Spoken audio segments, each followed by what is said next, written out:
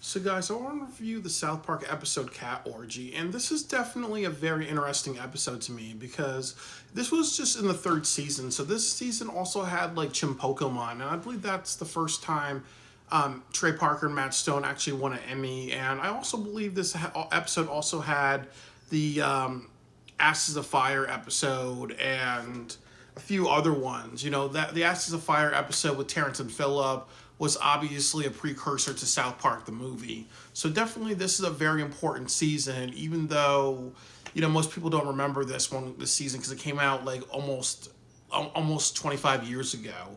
25 years this year. A lot of the episodes were 1998 and 1999. So one of the episodes is Cat Orgy, and I think that in this episode you're seeing a couple of things. You're definitely seeing the Shelley Marsh character, like possibly like she and Cartman kind of get along with each other, and maybe what Trey Parker and Matt Stone maybe had was that maybe there's a friendship between Cartman and Shelley, and maybe when they grow up, maybe they could have had a relationship.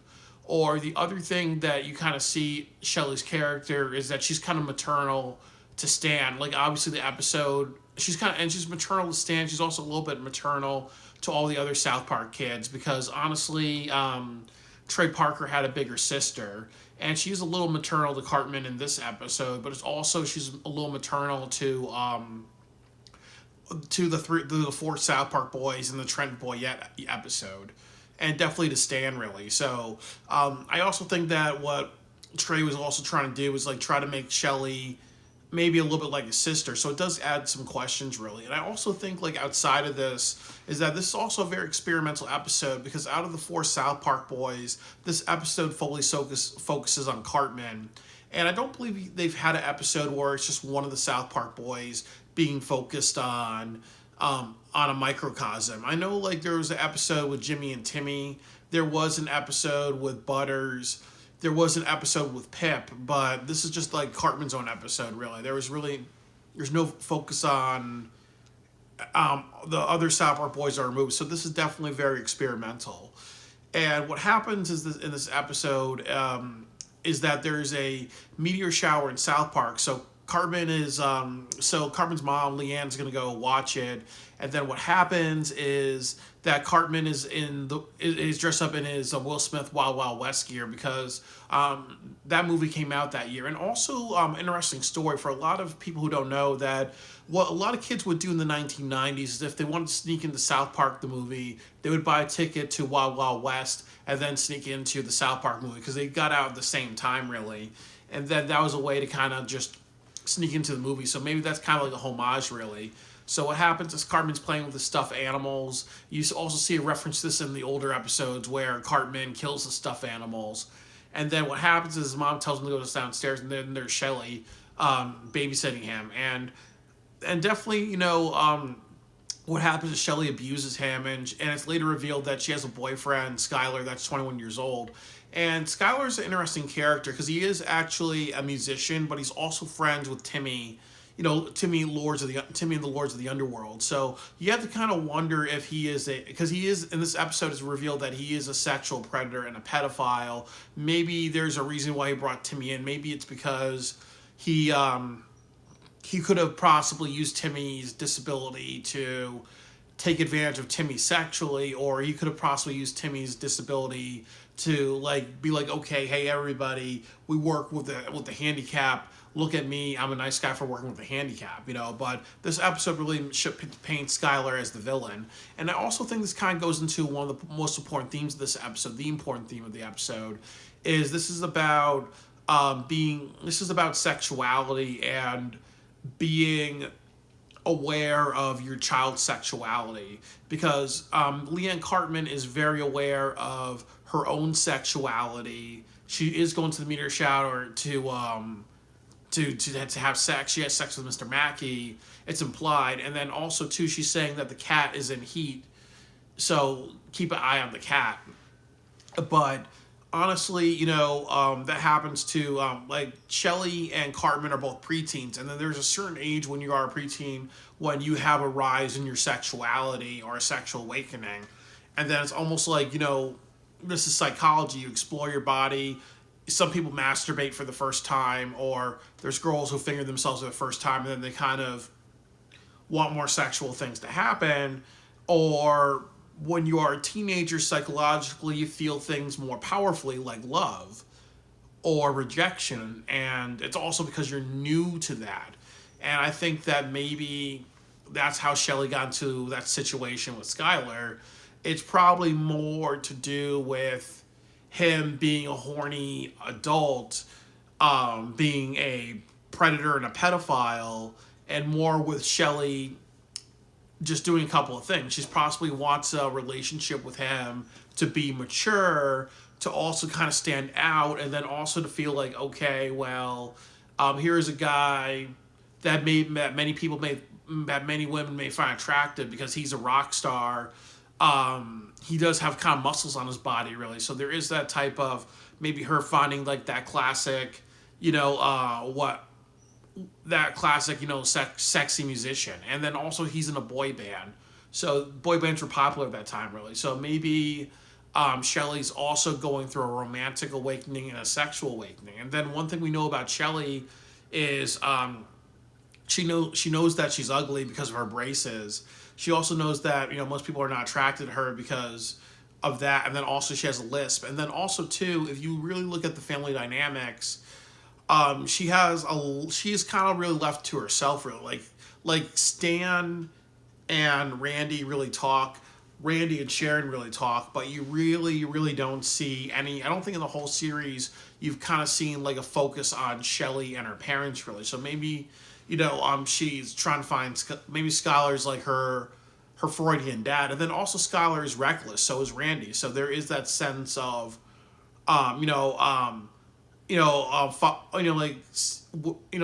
daughters falling in love with their fathers, and that means that she's falling in love with Skylar because she kind of sees Randy. Randy was a musician. Randy's kind of an idiot. Randy is very emotionally immature. Randy pushes boundaries. That's what Skylar's doing, really. So maybe it's, don't you want somebody to love? Don't you need somebody to love? You better find somebody to love. That's maybe that's her mentality.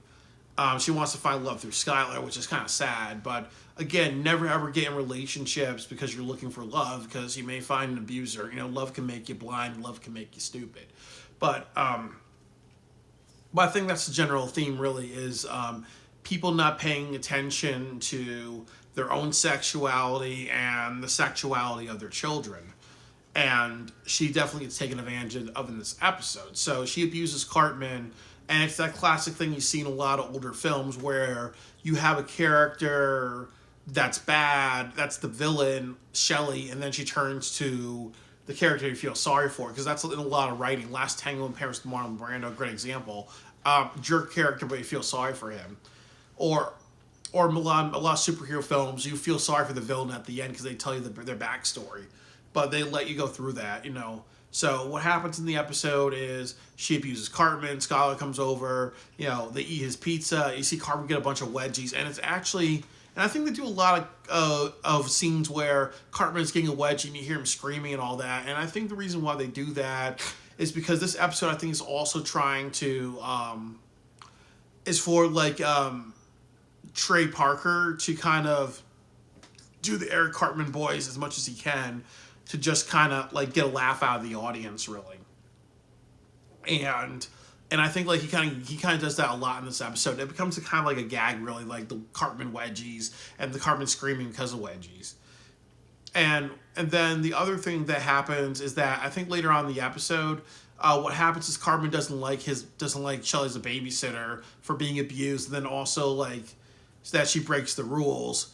And also, it kind of revealed that he doesn't like women taking charge of him, really, because he has stereotypes. So I think that's also one of the other reasons why Cartman does not get along with Shelley, is because he has a bunch of stereotypes in his head. He's definitely racist, but he's also very misogynistic.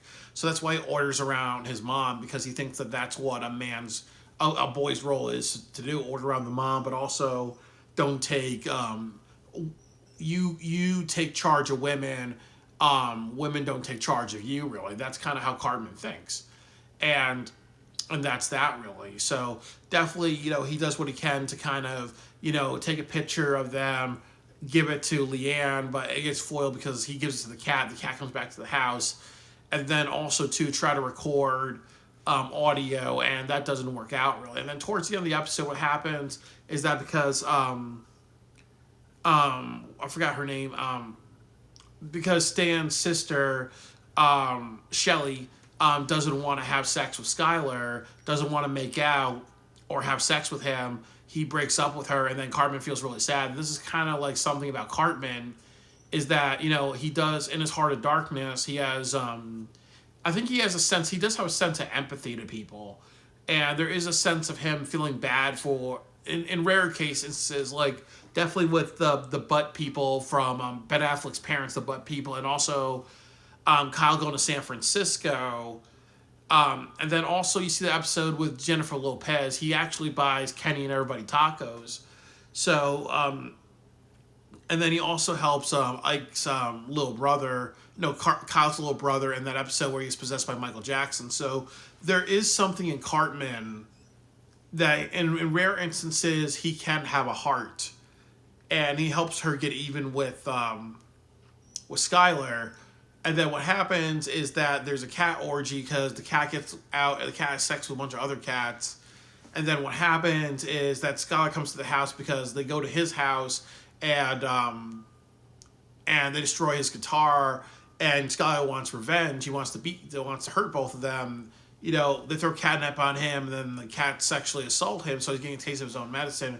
Then Leanne and Cartman comes home, and there's like a lot of beer and whatever all over the place, and pizza because the cats had a big orgy, and catnip all over the place. But she's so tired from the party, and then implied that she had sex with Mr. Mackey, that she doesn't care about Cartman's condition, and then she also doesn't care about kind of saying, what's this?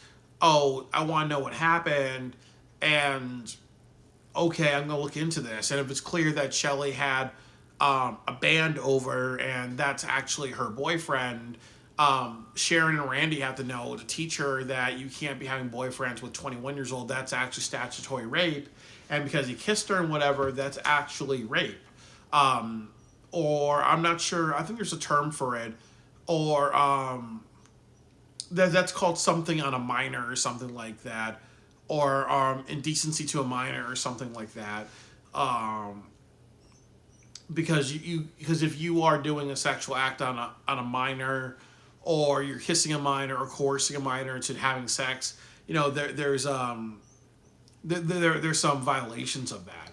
So like that doesn't get explored because Leanne Cartman's more about getting rest and not really caring about the condition of her house, what happened to Cartman being abused. And then also just what happened that night, really. So it's definitely kind of just how parents are left in the dark about issues that are going on with their children and other people's children. There's that old expression of it takes a village to raise a child. And that could have been Leanne Cartman to Shelly to prevent her from being in a situation where she thinks that further, that maybe finding another boy is okay, really. And then the other thing too is that obviously you see that episode where she gets Broadway tickets with that kid who wears the with that Feking kid who wears like the inflatable thing around his neck. Really, she's naive to the fact that the Broadway songs could make her want to give a blowjob. So there's a sense that I think the show kind of says in many different episodes with Shelly is that, she's definitely very naive. She's desperate for love. She's desperate for maybe a sexual love, but she's also kind of very naive, could be easily taken advantage of or easily led into sexual acts by a predator or other people. And I think that she'd be easily manipulated, and she may turn to a person where she's like, I need to have sex because that's the only type of love that I can get, really, So, we always have to really, really think about, what our children are going through. And we always have to kind of teach them the importance of sexual boundaries and how to identify a predator so they stay safe, but also, too, when things happen that are not appropriate, to just be cool with them enough to that they want to say anything that they can to you. So that way, years don't go by and they eventually say, oh, well, I had a relationship with a 21-year-old when I was 12 years old, or like in Shelly's case, or maybe something happened before, maybe they did have sex or whatever, really. So I mean, I know it's a very touchy subject matter, but I know it's a very touchy subject matter, but I think it's important to talk about. It's a good satire on how we are not really, parents are not always caring about what goes on with their children. The next thing that I will say is the cat orgy thing. I think that was done for shock value because obviously, in animation, you can show nudity of animated human characters.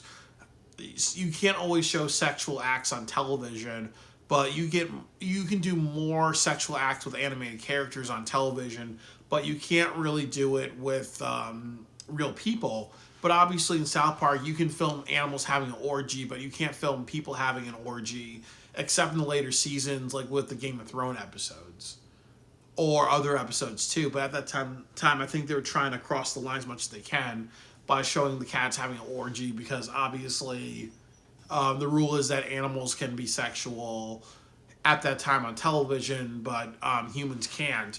So it's always interesting how the sexual double standard works. So it's definitely an episode that was made to be very edgy as possible, because that was kind of what they were doing in the early seasons. But also, it kind of makes you kind of wonder if maybe Trey Parker was trying to set up a relationship or a friendship with Shelley and Cartman. And it's also very clear that there is some maternal complex between the four South Park kids and Shelley.